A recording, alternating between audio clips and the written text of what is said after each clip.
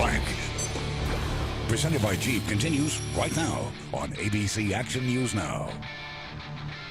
Hello, folks, and welcome back to The Plank, presented by Jeep. Tom Corrin, along with John Sable, as we take you into the New Orleans game against the Buccaneers on Sunday at the Superdome, the Mercedes-Benz Superdome. Better come with your nicely dressed attire. I guess, huh? Anyway, if you want to chime in, 813-367-0171. It's 813-367-0171, and we'll take more of your calls. I guess now's as good a time as any to bring in the keys to the game. Why not? Let's do it. Okay. My first one to this game is they have to constantly put pressure or contain Drew Brees. Mm-hmm. I'd make that 1, 2, and 3, but I think there's some other things that they need to do. Yeah, well, we've been talking about it all night on the show. If you're just joining us, you got to get Drew Brees to rush some throws and have him depend on his wide receivers. And if you can sack him, great, because when the Bucs sack a quarterback more than 3 times in a game, they win. Look what they did against the Steelers. And the other thing, there's 2 more. Control the clock. I think it's important that the offense is able to move the football, mm-hmm. that they do score points, obviously, preferably touchdowns, because field goals just won't do it against this team in the Dome. And that is also kind of coinciding with running the ball. Mm-hmm. You got to run the ball, establishing the run.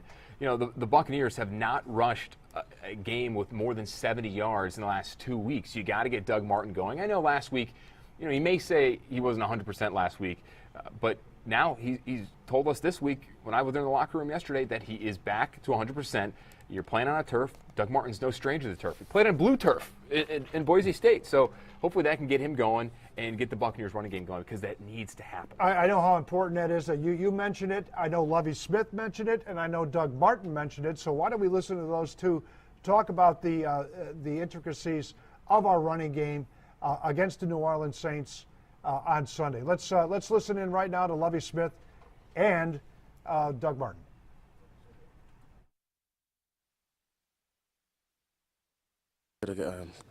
Do need to get better in the running game. We watch film, and we've actually dissected what we needed to do to have a better running game. And let's just focus on all the details and everybody just doing their job on a consistent basis. And if we do that, we'll be more successful going forward. We would like to, of course, establish the run. Dress 3 running backs and be able to use at least 2 each week. There's a commitment to the run on our part. Now, of course, they both wouldn't say the game plan, because they wouldn't going into a game week like this, but they need to. They need to get Doug Martin back up and running. They need to get Bobby Rainey. Bobby Rainey, you got to think of the psychological part of the game going on. He's probably maybe a little shaky after the 2 fumbles against the Falcons. If the Bucs can do that, control the clock, the time of possession, who knows? Maybe they can pull out the win. Well, let's get the New Orleans Saints side of things right now. Let's hook up now with Ed Daniels, who's the GNO Sports Director at the ABC affiliate in New Orleans. Ed, I appreciate you joining us this evening. Thanks. My pleasure. How's it going tonight, guys? Well, life is good. And I guess, both of us are sitting here with football teams at 1 and 3. Ours may not be as, what would you want to say, what would be the word you want to say? Maybe on paper, not as sexy as the Saints, because of how you see what they can do. Yeah, I just think you guys, I don't know what's going on with the Saints. Maybe you can help us out with this. You know what? I tell you what, I thought this team would be a team that would compete for a championship this year. Every year in July, my wife and I have a little discussion about how long we think the football season might last, and because she's ready for it to be over. Because I'm never home, and I told her in July before we went to West Virginia, I said, honey, this might be a lengthy one. And, at this point, I don't know. I mean, it's I'm absolutely shocked that the Saints are 1 and 3. I'm shocked. Yeah, I think a lot of people are shocked at it. I was reading some of the excerpts that Sean Payton had to say to the media here in Tampa, and one of them was about, the difference between this football team winning on the road versus winning in the Dome. The thing that stood out to me is he said exceptional football teams win on the road. So in essence, I think he pretty much said it right there, that he does not believe that his football team at this stage is anywhere near where it was at the beginning stages of last year before the demise on the road. Well, I don't think there's any doubt about that. I mean, I know they beat Philadelphia in the playoffs on the road, but they have lost 6 consecutive regular season road games. And look, you watch the games.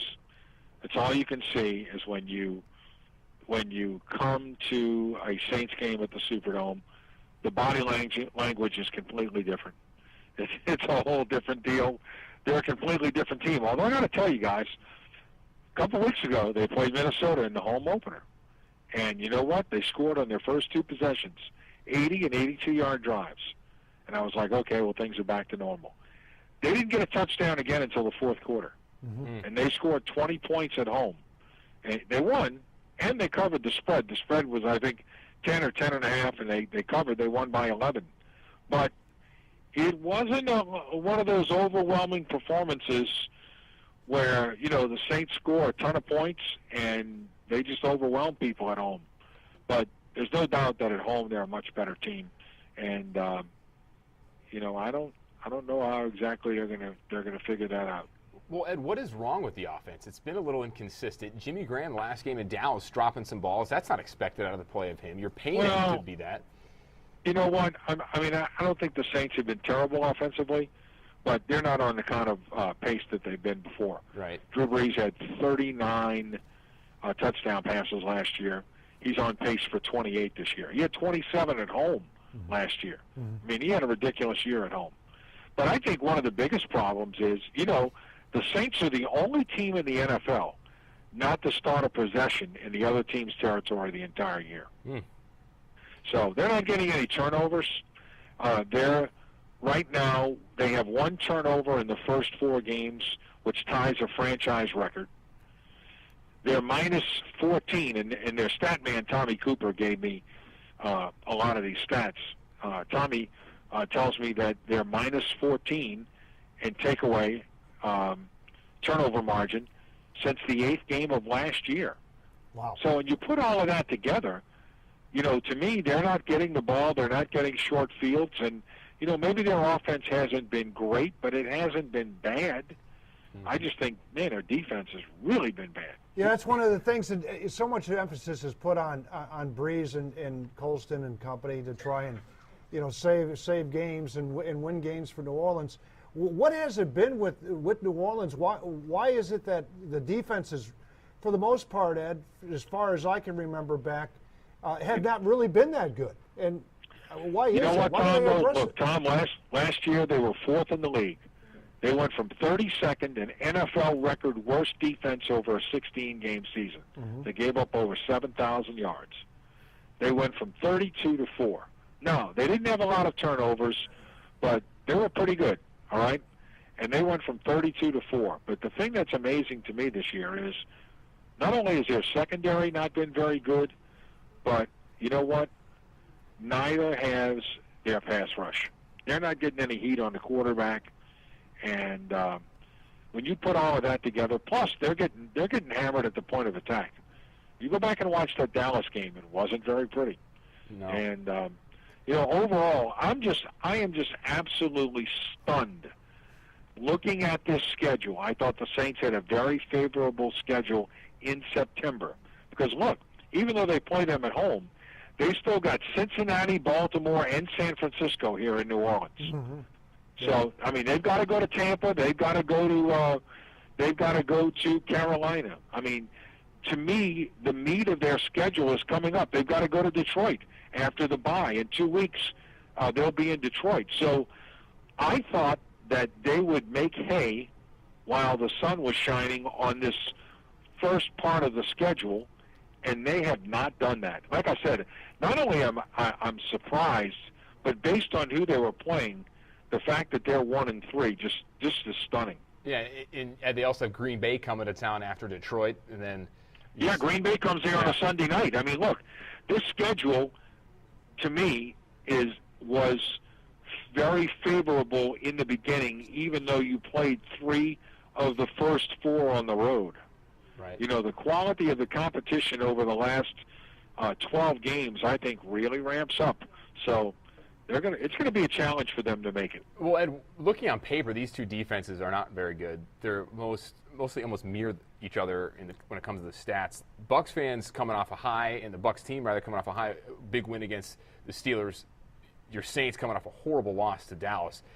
any way the Bucs somehow come into the Superdome where they have lost 5 straight and shocked the world and beat New Orleans?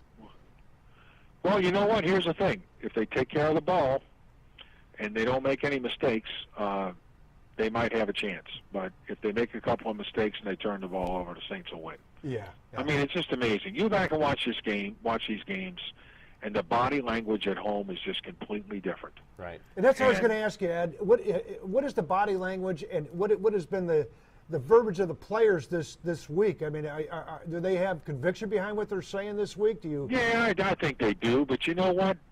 Here's the thing, though, Tom. If you're not good enough, what difference does it make? That's true.